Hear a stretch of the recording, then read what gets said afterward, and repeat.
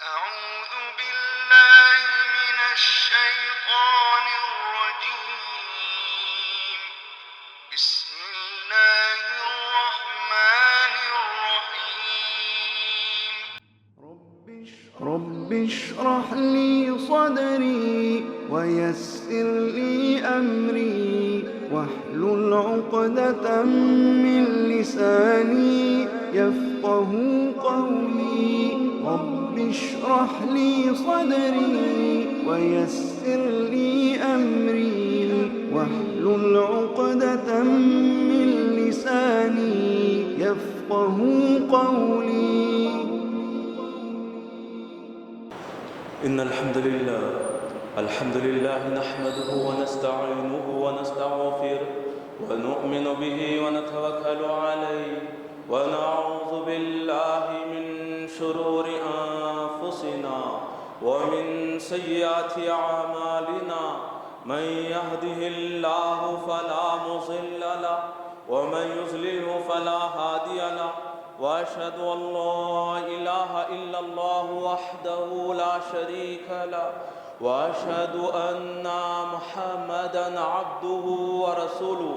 أما بعد فإن خير الحديث كتاب الله وخير الهدي هدي محمد صلى الله عليه وسلم وشر الأمور محدثاتها وكل محدثة بدعة وكل بدعة ضلالة وكل ضلالة في النار.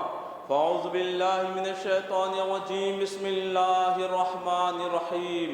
شهر رمضان الذي أنزل فيه القرآن هدى للناس وبينات من الهدى والفرقان. فمن شهد منكم الشهر فليصم ومن كان مريضا أو على سفر فعدة من أيام أخر. يريد الله بكم اليسر ولا يريد بكم العسر ولتكملوا العدة ولتكبروا الله على ما هداكم ولعلكم تشكرون. تمام تعریفیں اللہ رب العزت کے لیے سزاوار ہیں جو الملک القدوس السلام المؤمن المہیمن العزیز الجبار المتکبر ہے. لاکھوں درود و سلام ہو سید المرسلین و رحمت للعالمین امام الانبیاء و خاتم الانبیاء ساقی کوثر و شافی محشر خیر الانام رسالت مآب صلی اللہ علیہ وسلم. بزرگوں، بھائیوں، عزیز و دوستوں اور قابل احترام پردہ نشین ماؤں، بہنوں اور بیٹیوں، انشاءاللہ آج کے خطبہ جمعہ کا موضوع ہے استقبال رمضان. ان قریب ہم جس مہینے کا استقبال کرنے جا رہے ہیں وہ رمضان المبارک کا مہینہ ہے. رمضان المبارک کا مہینہ رحمتوں، برکتوں اور مغفرتوں کا مہینہ ہے. عظمتوں، رفعتوں اور سعادتوں کا مہینہ ہے. جہنم سے آزادی حاصل کرنے اور جنت میں اپنا مقام بنانے کا مہینہ ہے. صبر اور شکر کا مہینہ ہے. غریبوں کی بھوک و پیاس کو محسوس کرنے کا مہینہ ہے. لوگوں کے ساتھ حسن سلوک کرنے، ہمدردی کرنے، خیر خواہی کرنے اور غم گساری کرنے کا مہینہ ہے. تقوی اختیار کرنے کا مہینہ ہے. مثال کے طور پہ دوپہر کا وقت ہے. میں اپنے گھر میں تنہا ہوں. میرے پاس کھانے کے لیے لوازمات ہے، پینے کے لیے مشروبات ہے. شدت کی بھوک و پیاس ہو رہی ہے. سوال یہ پیدا ہوتا ہے کون سی چیز ہے جو مجھے کھانے سے روک رہی ہے؟ کون سی چیز ہے جو مجھے پیاس بجھانے سے روک رہی ہے؟ میرا یہ عقیدہ کہ میرا رب مجھے دیکھ رہا ہے، مجھے تناول طعام سے اور تشنگی بجھانے سے روک رہا ہے۔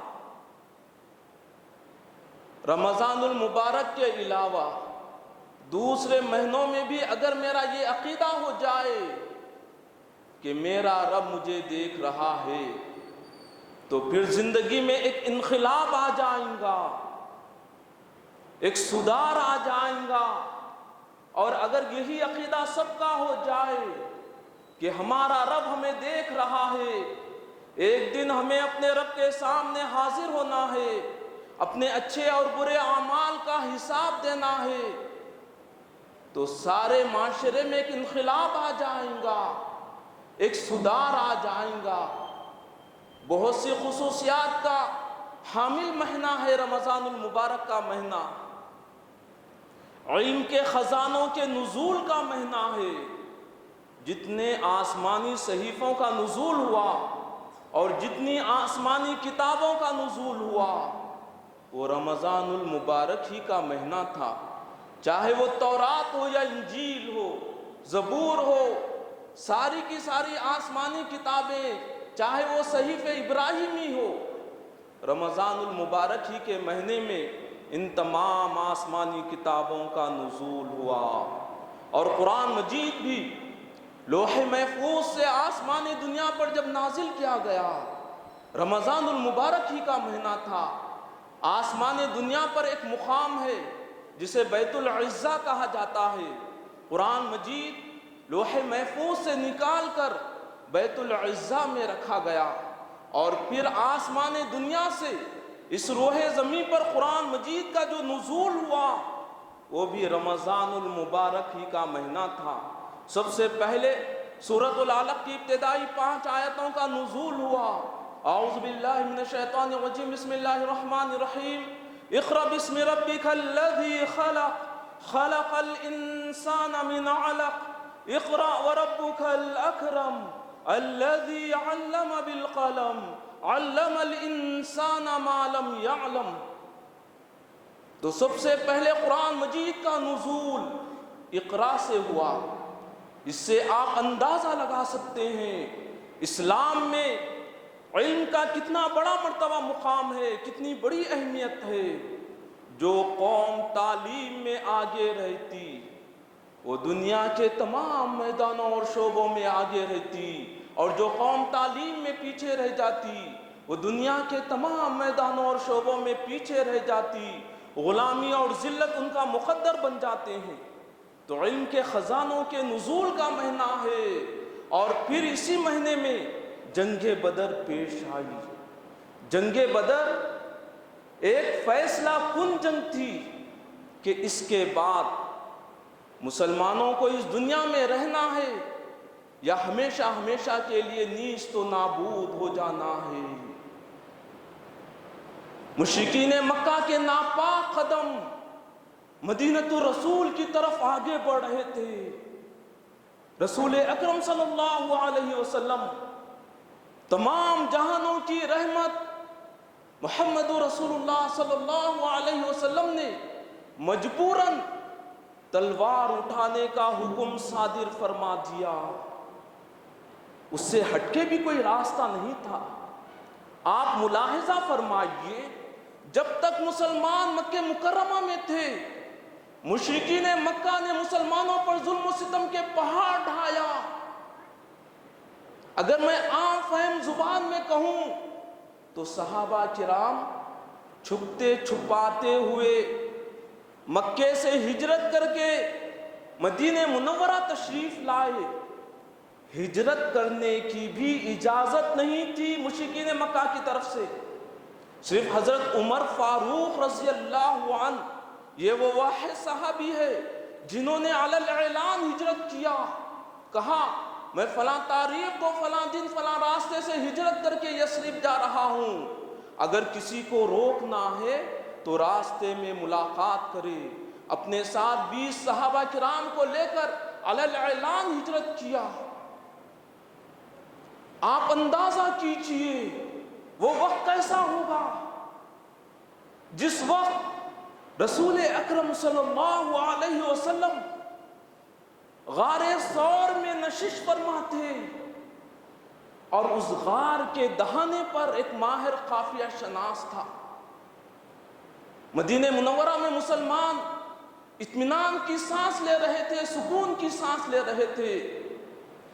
اب مشرکین مکہ نے مسلمانوں پر حملہ کرنے کے لیے مدینہ رسول کی طرف آگے بڑھنے لگے، تو مجبوراً رحمت للعالمین نے تلوار اٹھانے کا حکم صادر فرما دیا۔ مٹھی بھر جماعت تھے، 313 مسلمان، اگر ان کے اندر کوئی چیز تھی تو رسول اکرم صلی اللہ علیہ وسلم کی محبت سے ان کے سینے بھرے ہوئے تھے۔ آپ کی آواز پر لبیک کہہ دیا، میدان بدر پہنچ گئے۔ جمعے کا دن تھا، رمضان المبارک کی 17 تاریخ تھی، ہجرت کا دوسرا سال تھا۔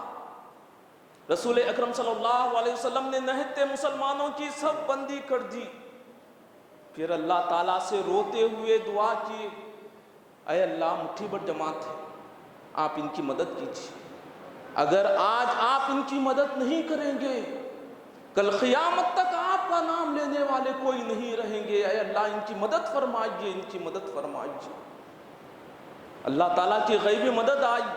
بخاری شریف کی حدیث ہے، عبد الرحمن بن عوف رضی اللہ عنہ روایت کرتے ہیں، میں میدان بدر میں کھڑا ہوا تھا، 2 کم عمر انصاری نوجوان میرے پاس آئے، معاذ اور معوذ، اور انہوں نے کہا، چچا جان، مکے کا سردار ابو جہل جو رسول اکرم صلی اللہ علیہ وسلم کا دشمن ہے، آپ کی شان میں گستاخیاں کرتا ہے، آپ بتائیے وہ کون ہے؟ عبد الرحمن بن عوف نے کہا، اگر میں بتا دیا تو کیا کریں گے؟ تو انہوں نے کہا، ہم اس کو ختم کر دیں گے۔ کم عمر نوجوان ہے جن کی عمریں 16-17 سال کی۔ عبد الرحمن بن عوف رضی اللہ عنہ کہتے ہیں، اسی وقت ابو جہل گھوڑے پر سوار ہو کر اپنی قوم سے الگ ہوا تھا۔ کہا کہ دیکھو جس کے بارے میں تم پوچھ رہے ہو یہ وہی ہے۔ دونوں اس کی طرف دوڑتے ہوئے گئے اور وار پہ وار ایسا کیے کہ اس کو سمجھنے کا موقع نہیں دیے۔ مکے کا سب سے بڑا سردار ابو جہل 2 کم عمر انصاری نوجوان بچوں کے ہاتھوں سے مارا گیا، ہلاک ہوا، جہنم کا راستہ دیکھ لیا۔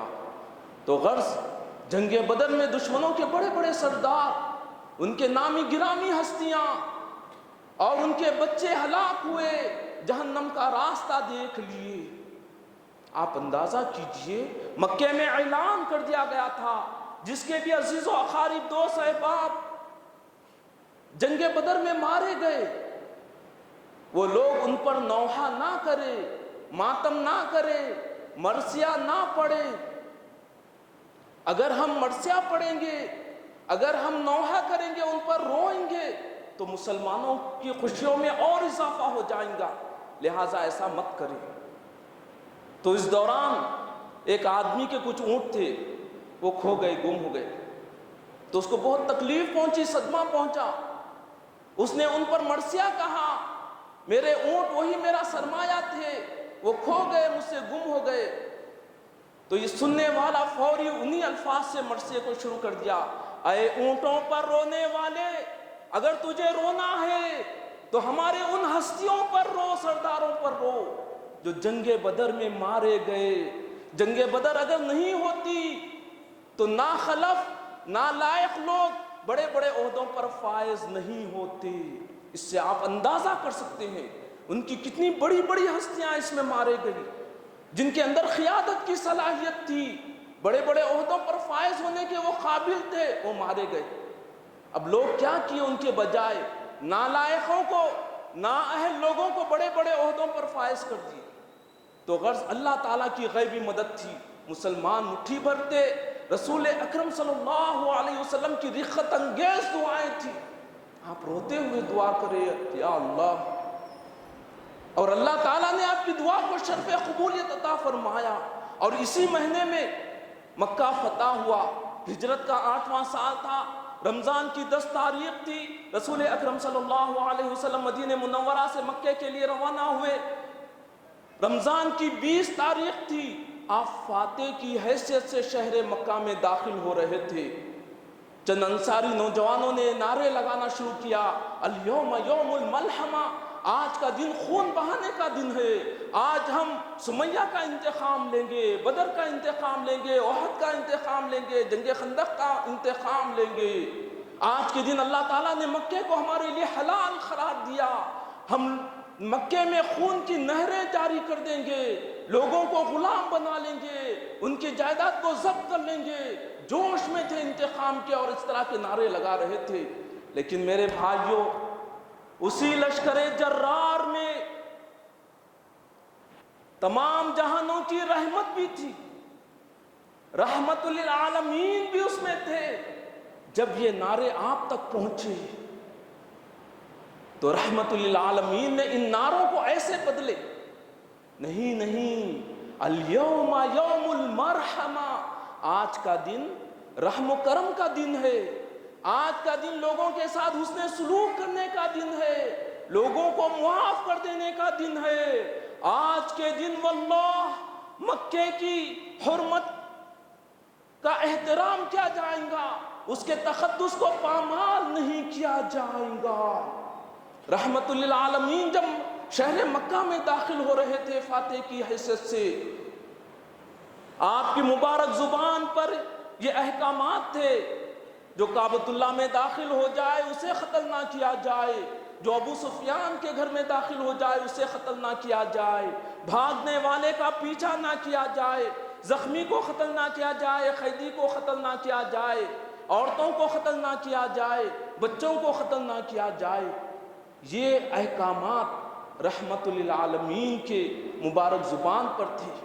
آپ صلی اللہ علیہ وسلم نے ہجرت کے 8ویں سال رمضان کی 20 تاریخ کو اپنے سخت ترین جانی و مالی دشمنوں کو معاف کر دیا، اور حضرت یوسف علیہ السلام کے اس جملے کو دہرایا، لا تثریب علیکم اليوم، آج کے دن تم پر کوئی گرفت نہیں ہے، سارے کے سارے لوگوں کو معاف کر دیا۔ عقل کام نہیں کرتی کہ رسول اکرم صلی اللہ علیہ وسلم نے اتنے سخت ترین جانی و مالی دشمنوں کو کیسے معاف کر دیا۔ رسول اکرم صلی اللہ علیہ وسلم کے یہی اخلاق تھے۔ سارے کا سارا مکہ اسلام میں داخل ہو گیا، آگے چل کر سارے کا سارا طائف اسلام میں داخل ہو گیا۔ رسول اکرم صلی اللہ علیہ وسلم رحمت للعالمین بنا کر اس دنیا میں بھیجے گئے تھے، اور سب کے لیے رحمت، چاہے وہ مشرق کا ہو یا مغرب کا، شمال کا ہو یا جنوب کا، چاہے وہ ایماندار ہو، ایمان لے کر آئے، مشرف اسلام ہوئے، صحابہ کرام ہوئے، ان کے لیے بھی رحمت تھے، دشمنوں کے لیے بھی رحمت تھے، اور آگے میں کہوں جانوروں کے لیے بھی آپ رحمت بن کر آئے تھے۔ آپ کی ایسی ایسی بہترین تعلیمات ہیں، ایک حدیث دو حدیث نہیں، کئی احادیث کو سامنے رکھتے ہوئے میں کہہ رہا ہوں، جانوروں کے لیے بھی رحمت بن کر آئے تھے آپ، تو اپنے دشمنوں کو معاف فرما دیا۔ غرض میرے بھائیوں، ان قریب ہم رمضان المبارک کا شایان شان پرجوش استقبال کرنے کے لیے پوری طرح مستعد ہو جائیں گے۔ کعب بن عجرہ رضی اللہ عنہ سے روایت ہے، رسول اکرم صلی اللہ علیہ وسلم نے ممبر کی پہلی سیڑھی پر قدم رکھا، آپ نے فرمایا آمین۔ ممبر کی دوسری سیڑھی پر قدم رکھا، آپ نے فرمایا آمین۔ ممبر کی تیسری سیڑھی پر قدم رکھا، فرمایا آمین۔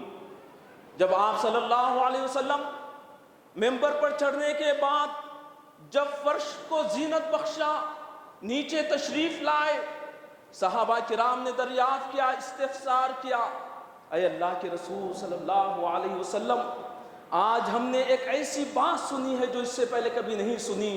رسول اکرم صلی اللہ علیہ وسلم نے فرمایا، جب میں ممبر کی پہلی سیڑھی پر قدم رکھا، جبرائیل امین نے کہا، اس شخص کے لیے لعنت ہو، پھٹکار ہو جو رمضان المبارک کا مہینہ پائے اور اپنے گناہوں سے مغفرت حاصل نہ کر سکے۔ اس پر میں نے کہا آمین۔ جب ممبر کی دوسری سیڑھی پر قدم رکھا، جبرائیل امین نے کہا، اس شخص کے لیے پھٹکار ہو، لعنت ہو، دوری ہو جس کے سامنے آپ صلی اللہ علیہ وسلم کا ذکر کیا جائے اور اس نے آپ صلی اللہ علیہ وسلم پر درود نہ بھیجے۔ اس پر میں نے کہا آمین۔ ممبر کی تیسری سیڑھی پر قدم رکھا، جبرائیل امین نے کہا اس شخص کے لیے پھٹکار ہو، لعنت ہو جو اپنے ماں باپ کو بڑھاپے کی حالت میں پائے، ان دونوں کو یا ان دونوں میں سے ایک کو، اور ان کی خدمت کر کے جنت حاصل نہ کر سکے۔ اس پر میں نے کہا آمین۔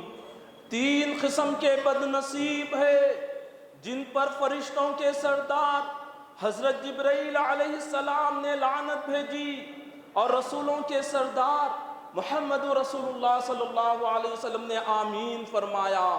بخاری شریف کی حدیث ہے، حضرت ابو ہریرہ رضی اللہ عنہ سے روایت ہے، جب رمضان کا مہینہ نمودار ہوتا ہے تو اللہ تعالیٰ جہنم کے دروازوں کو بند کر دیتے ہیں، جنت کے دروازوں کو کھول دیتے ہیں اور شیاطین کو جکڑ دیا جاتا ہے، اور اعلان کرنے والا ایک فرشتہ اعلان کرتا ہے، اے نیکی کے طلبگار آگے بڑھ اور اے برائی کے طلبگار رک جا۔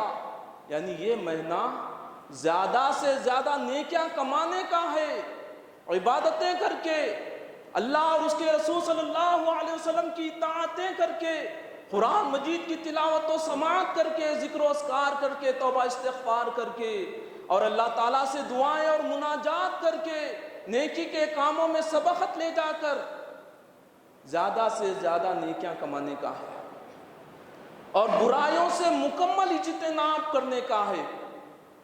عمر آباد میں طالب علم کا زمانہ تھا ہمارا، ہم لوگ دیکھتے تھے کسان لوگ اپنے کھیتوں میں ہل چلاتے اور بیج بوتے، اس کے تھوڑے ہی عرصے کے بعد بارش ہوتی، اس میں سے مول کے نکلتے چھوٹے چھوٹے خوبصورت پودے، اور بہت ہی خوبصورت اس کا منظر ہوتا۔ تو جس وقت کسانوں کے بیج بونے کا ہوتا ہے، کھیتوں میں ہل چلانے کا ہوتا ہے، اس پر کسانوں کی نظر ہوتی ہے، موسم پر نظر ہوتی ہے۔ اگر ایسے وقت میں وہ گھر میں آرام کرتے رہے اور یہ دنوں کو، یہ وقت کو عام دنوں کی طرح، عام اوقات کی طرح سستیوں میں، کوتاہیوں میں، غفلتوں میں گزار دے تو اس کا ایک بہت بڑا خسارہ ہو جائے گا، نقصان ہو جائے گا۔ تو کسانوں کی نظر اس پر ہوتی ہے، موسم پر۔ تو اسی طریقے سے نیکیاں کمانے کا موسم ہے رمضان المبارک کا۔ اللہ والے لوگ پوری طرح مستعد ہو جاتے ہیں اپنے دامنوں کو اللہ تعالیٰ کی رحمتوں، برکتوں اور مغفرتوں سے لبریز کر لینے کے لیے، بھر لینے کے لیے۔ اگر یہ رمضان المبارک کے بھی ایام کو، ان مبارک سعادتوں کو اور ان مبارک ساعتوں کو، لمحات کو غفلتوں میں، سستیوں میں، کوتاہیوں میں اگر گزار دے، جیسے دوسرے دنوں کو گزارتے ہیں، دوسرے لمحات کو گزارتے ہیں، تو یہ بہت بڑا بد نصیب ہے۔ جس وقت اللہ تعالیٰ جہنم کے دروازوں کو بند کر کے، جنت کے دروازوں کو کھول کر اپنے بندوں کو بلا رہے ہیں، اے میرے بندو، یہ گولڈن چانس ہے تمہارے لیے، آؤ میری طرف آؤ، اب بھی وقت ہے، اب بھی موقع ہے، تم توبہ استغفار کر لو، میں بخش دوں گا، جہنم کے دروازے بند ہو گئے تمہارے لیے، تم مجھے منوانے کی، سمجھانے کی، مجھے راضی کرنے کی کوشش کرو، میں تمہیں اپنے تقرب سے نوازوں گا، نوازشوں سے مالا مال کر دوں گا۔ تو عقل مند لوگ وہ ہیں جو رمضان المبارک آنے سے پہلے پوری طرح مستعد ہو جائے اس کے استقبال کے لیے، اور عبادتوں کے لیے، اطاعتوں کے لیے، ذکر و اذکار کے لیے، قرآن مجید کی تلاوت و سماعت کے لیے، دعائیں کرنے کے لیے، اور پورا ہمارا مہینہ عبادتوں میں گزرے، نیکیوں میں سبقت لے جانے کی کوشش کرے، اس پر توجہ دے۔ حضرت ابو ہریرہ رضی اللہ عنہ سے روایت ہے، یہ حدیث بخاری شریف اور مسلم شریف یعنی متفق علیہ حدیث ہے، انہوں نے کہا اللہ کے رسول صلی اللہ علیہ وسلم نے ارشاد فرمایا، جب ابن آدم نیکی کا ایک کام کرتا ہے تو اللہ تعالیٰ کم سے کم 10 نیکی کے کام کرنے کے برابر اجر و ثواب عطا فرماتے ہیں، اور اس کی نیت، اس کے خلوص، اس کے اخلاص کے مطابق اس میں اور اضافہ کرتے ہیں، اور اضافہ کرتے ہیں، یہاں تک کہ 700 نیکی کے کام کرنے کے برابر اجر و ثواب عطا فرماتے ہیں۔ اس نے کتنا کام کیا؟ نیکی کا ایک کام کیا، اللہ تعالیٰ اجر و ثواب کتنا دے رہے ہیں؟ 10 گنا سے لے کر 700 گنا، یعنی 700 نیکی کے کام کرنے کے برابر اجر و ثواب دے رہے ہیں۔ جنگ تبوک کا موقع تھا، رسول اکرم صلی اللہ علیہ وسلم کے اعلان پر صحابہ کرام بڑے بڑے تعاون پیش کیے۔ ایک انصاری صحابی تھوڑے سے کھجور لے کر آپ کی خدمت میں حاضر ہوئے، اس کی مقدار بتائی گئی، 1 سا سے لے کر 2 سا تک تھی، تھوڑے سے کھجور تھے۔ رسول اکرم صلی اللہ علیہ وسلم نے فرمایا ان کھجوروں کو مال کے سب سے اوپر کے حصے میں رکھو۔ جانتے ہو یہ کھجوریں اللہ کی راہ میں پیش کرنے کے لیے اس نے کیا کیا؟ رات میں پانی بھرنے کا کام کیا، مزدوری کے طور پہ کھجور آئے، وہ لا کر اللہ کی راستے میں پیش کر رہے ہیں۔ تو اسلام میں نیت ہے، خلوص ہے، اخلاص ہے، اس کے مطابق اس کا مرتبہ مقام اونچا ہو جاتا ہے۔ کام چھوٹے سے چھوٹا بھی کرے لیکن نیت ہے، اس کا خلوص ہے، اس کی وجہ سے نیکیوں میں اضافہ ہو جاتا ہے، اس کی اہمیت بہت زیادہ بڑھ جاتی ہے۔ اسی حدیث میں آپ نے فرمایا روزے کے بارے میں، اللہ تعالیٰ فرماتے ہیں روزہ میرے لیے ہے، میں ہی اس کا اجر و ثواب دوں گا۔ روزے دار میری خاطر کھانے پینے اور جائز خواہشات سے رکے رہا ہے۔ روزے دار کے منہ سے آنے والی بو اللہ تعالیٰ کو مشک کی خوشبو سے زیادہ محبوب ہے، پسندیدہ ہے۔ کیوں؟ اللہ کی رضا کے لیے اس نے کھانے پینے سے رکا رہا، اس کی وجہ سے اگر منہ سے بو آ رہی ہے تو یہ بو اللہ تعالیٰ کو مشک کی خوشبو سے زیادہ پسندیدہ ہے، محبوب ہے۔ اسی حدیث میں آپ نے فرمایا روزے دار کو 2 خوشیاں ہوتی ہے، ایک افطار کے وقت اور دوسری خوشی رب سے ملاقات کے وقت۔ اسی حدیث میں آپ نے فرمایا روزہ گناہوں سے بچنے کے لیے ڈھال ہے، روزے کی حالت میں بیہودہ اور فحش گوئی بیکار قسم کی باتیں نہ کرے۔ اگر کوئی جھگڑا کرنے کی کوشش کرے یا برا کہے تو اس کے جواب میں بس یہ کہو میں روزے دار ہوں، روزے دار ہوں، روزے دار ہوں۔ اور رمضان المبارک کا قرآن مجید سے بہت گہرا تعلق ہے۔ قیامت کے دن بندے کے حق میں 2 چیزیں سفارش کریں گی، ایک روزہ اور دوسرا قرآن مجید۔ اللہ تعالیٰ دونوں کی سفارش کو بندے کے حق میں قبول فرمائیں گا، تو کثرت سے قرآن مجید کی تلاوت کریں گے۔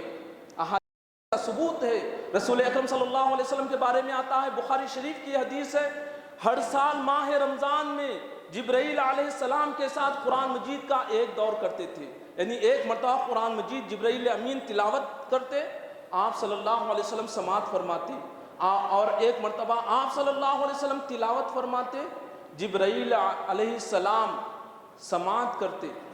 لیکن حیات طیبہ کے آخری سال رمضان میں آپ نے جبرائیل علیہ السلام کے ساتھ 2 مرتبہ قرآن مجید کا دور کیا، یعنی 2 مرتبہ حضرت جبرائیل علیہ السلام نے آپ کے سامنے تلاوت کی، آپ نے سماعت فرمایا، آپ نے تلاوت فرمائی، جبرائیل علیہ السلام نے سماعت فرمایا۔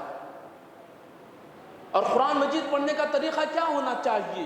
بخاری شریف کی حدیث ہے، 2 جلیل القدر صحابہ، دونوں کے پڑھنے کے اوقات الگ الگ تھے۔ رسول اکرم صلی اللہ علیہ وسلم نے ابو موسیٰ اشعری رضی اللہ عنہ کو یمن کا گورنر بنا کر بھیجا، ان کے پیچھے ہی معاذ بن جبل رضی اللہ عنہ کو یمن کے ایک اور حصے کا گورنر بنا کر بھیجا۔ گشت کرتے کرتے کبھی کبھی آمنا سامنا ہوتا، سلام اور خیریت دریافت کرتے۔ ایک مرتبہ معاذ بن جبل رضی اللہ عنہ نے کہا اے ابو موسیٰ اشعری تمہارے قرآن مجید پڑھنے کا طریقہ کیا ہے؟ ابو موسیٰ اشعری رضی اللہ عنہ نے کہا میں کھڑے کھڑے، بیٹھے بیٹھے، سواری پر سوار ہو کر وقفے وقفے سے قرآن مجید کی تلاوت کرتے ہی رہتا ہوں۔ پھر انہوں نے سوال کیا اے معاذ بن جبل رضی اللہ عنہ آپ کی تلاوت کرنے کا طریقہ کیا ہے؟ تو معاذ بن جبل رضی اللہ عنہ نے کہا رات کے پہلے حصے کو میں آرام کرتا ہوں، جب نیند سے بیدار ہوتا ہوں، تازہ دم ہو جاتا ہوں تو قرآن مجید کی تلاوت شروع کر دیتا ہوں، اور سوتا بھی ہوں تو اس یقین کے ساتھ سوتا ہوں کہ اس پر بھی اللہ تعالیٰ مجھے اجر و ثواب عطا فرمائیں گے۔ تو میرے بھائیوں، قرآن مجید کی تلاوت کے لیے ہم ابھی سے ٹائم ٹیبل بنائے، اپنا پروگرام تیار کریں کہ ہمارے قرآن مجید کی تلاوت کا وقت کیا ہوگا، کس طریقے سے ہم تلاوت کریں گے۔ اپنی سہولت سے باقاعدہ قرآن مجید کی تلاوت کریں، ایک ایک حرف پہ 10 نیکیاں رسول اکرم صلی اللہ علیہ وسلم نے فرمایا۔ اور یہ ترمذی شریف کی حدیث ہے، آپ نے فرمایا الف لام میم ایک حرف نہیں ہے، الف ایک حرف ہے، لام ایک حرف ہے، میم ایک حرف ہے، اتنا بھی تلاوت کر رہے ہیں تو گویا 30 نیکیاں اس کو مل گئے ہیں۔ اور پھر میرے بھائیوں، نیتوں پر سب سے زیادہ ہم توجہ مرکوز کریں گے، توجہ دیں گے، اپنی نیتوں کو پاک و صاف کریں گے، اور لوگوں کے ساتھ بغض و عداوت ہے، نفرت ہے، کینہ کپٹ ہے، اس سے اپنے دلوں کو پاک کرنے کی کوشش کریں گے، ثواب کی نیت سے، اجر و ثواب کی نیت سے ہم یہ کام کریں گے۔ اسلام جو اس دنیا میں آیا ہے صلہ رحمی کے لیے آیا ہے، رشتوں کو جوڑنے کے لیے، رشتوں کو توڑنے کے لیے نہیں آیا ہے۔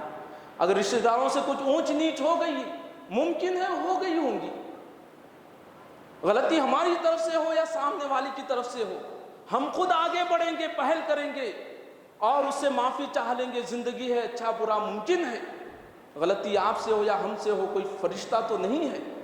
ایک دوسرے سے معافی چاہ کر اپنے دلوں کو پاک و صاف کر لیں۔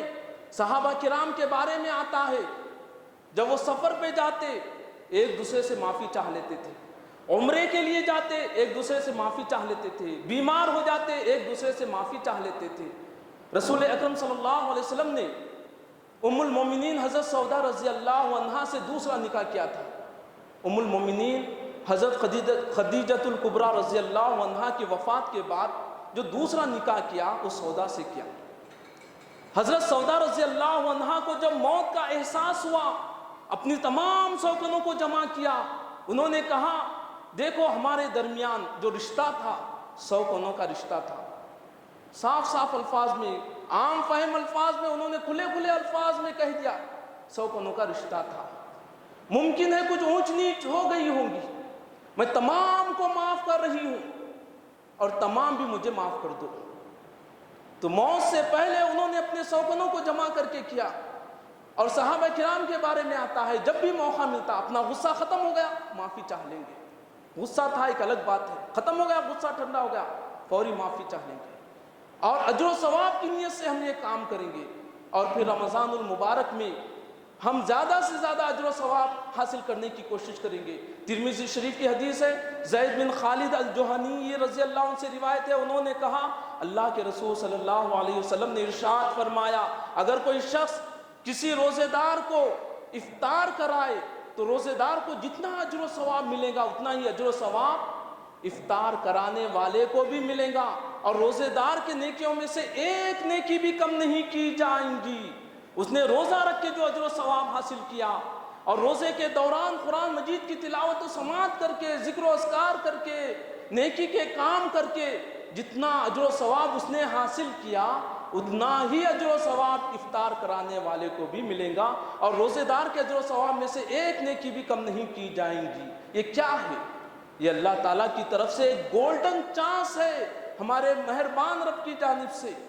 اور پھر اسی مہینے میں ایک رات ہے جس کے بارے میں قرآن مجید میں اللہ تعالیٰ کا ارشاد ہے لیلۃ القدر خیر من الف شہر، لیلۃ القدر 1000 مہینوں کی عبادت سے زیادہ بہتر ہے۔ اگر اللہ تعالیٰ اتنی بڑی عمر، 1000 مہینے کی عمر کسی کو دے اور ساری عمر وہ عبادت میں لگا دے، اس کے مقابلے میں ایک دوسرا بندہ ہے جو شب قدر میں عبادت کر رہا ہے، اس کا اہتمام کر رہا ہے، تو اللہ تعالیٰ کو شب قدر کی عبادت 1000 مہینوں سے زیادہ افضل ہے۔ اور میرے بھائیوں، یہ دعاؤں کے قبولیت کا یہ مہینہ ہے، خاص کر کے افطار کے وقت اللہ تعالیٰ کے سامنے ہم دعائیں کریں گے، مناجات کریں گے، کس چیز کی ہم کو ضرورت ہے، تعلیم کے سلسلے میں ہے یا نوجوان ہے روزگار کا مسئلہ ہے یا بوڑھے ہے صحت کا مسئلہ ہے، جو بھی اپنا مسئلہ ہے اہم اللہ کے سامنے رکھیں گے اور گڑ گڑائیں گے، اللہ سے مانگیں گے، تو ضرور اللہ تعالیٰ ہماری دعاؤں کو قبول فرمائیں گا، ہمارے مشکلات کو، ہمارے کاموں کو آسان کر دے گا۔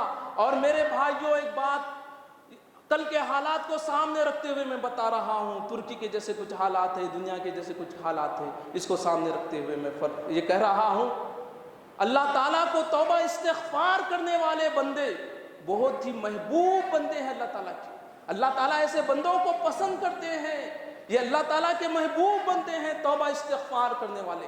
کثرت سے توبہ استغفار کریں کہ اے اللہ ہم سے دانستہ طریقے سے نادانستہ طریقے سے جو گناہ ہو گئے، کبیرہ صغیرہ گناہ ہو گئے، اے اللہ ہمارے گناہوں سے بڑھ کر آپ کی رحمت ہے، آپ کی مغفرت ہے، ہم کو معاف کر دیجئے، ہم کو بخش دیجئے۔ کھلے کھلے الفاظ میں اللہ تعالیٰ کو سمجھانے کی کوشش کرے، منوانے کی کوشش کرے۔ کیسے کیسے دنیا میں عذاب آ رہے ہیں دیکھیے، ان کے مقابلے میں ہم اگر ہیں تو ایسی حالت میں ہیں گویا جنت میں ہیں، ان کے مقابلے میں۔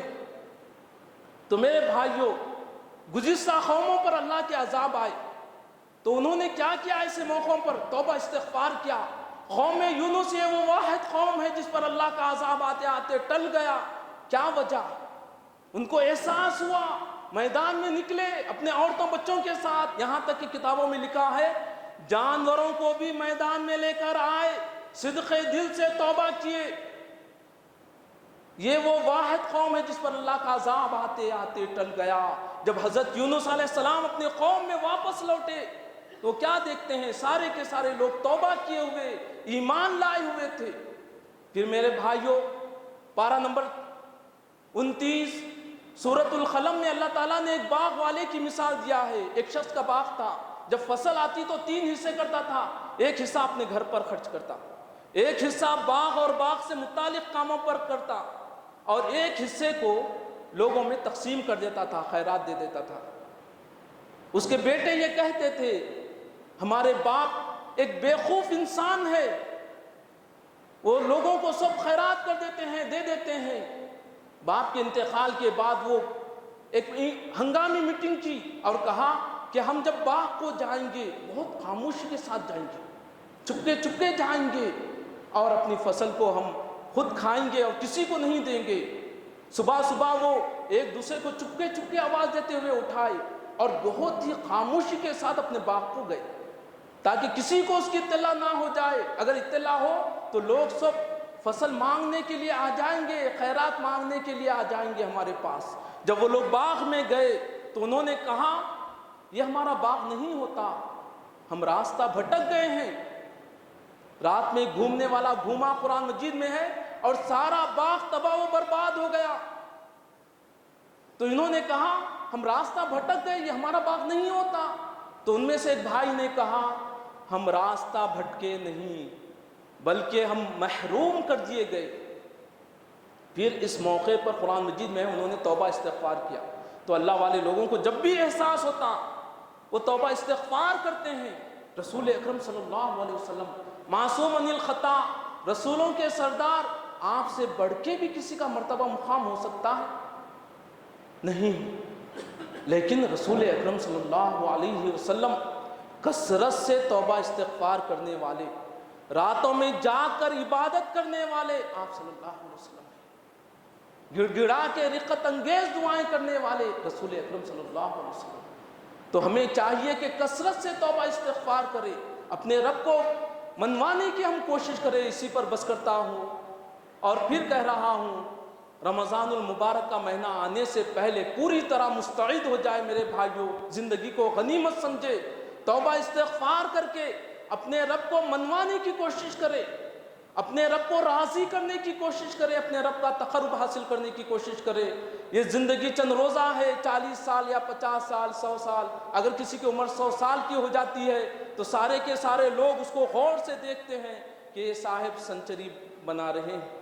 تو اس کا مطلب یہ ہے کہ بہت کم لوگ ہیں جو 100 سال پورے کرتے ہیں۔ اب اسی میں ہمارا امتحان ہے۔ اسی پر بس کرتا ہوا اللہ تعالیٰ سے دعا کرتا ہوں جب تک رکھے اللہ اسلام پر رکھے، ایمان و استقامت کے ساتھ رکھے، خاتمہ ہو خاتمہ بالخیر عطا فرمائے۔ اے اللہ ہمیں ان خوش نصیب بندوں میں شامل فرمائیے جو رمضان المبارک کا مہینہ پائے اور اپنے دامنوں کو رحمتوں، برکتوں اور مغفرتوں سے لبریز کر لے، مالا مال کر لے۔ اے اللہ ہمیں ان بد نصیب بندوں میں ہرگز شامل نہ کرے جو رمضان المبارک کا مہینہ پانے کے باوجود اپنے گناہوں سے مغفرت حاصل نہ کر سکے۔ اسی پر بس کرتا ہوں، ربنا آتنا فی الدنیا حسنۃ وفی الآخرۃ حسنۃ وقنا عذاب النار رب ارحمہما کما ربیانی صغیرا ربنا هب لنا من ازواجنا وذریاتنا قرۃ اعین واجعلنا للمتقین اماما اللہم اعز الاسلام والمسلمین اللہم اعز الاسلام والمسلمین اللہم اعز الاسلام والمسلمین، آمین ثم آمین۔ سبحان ربک رب العزت عما یصفون وسلام علی المرسلین والحمد للہ رب العالمین۔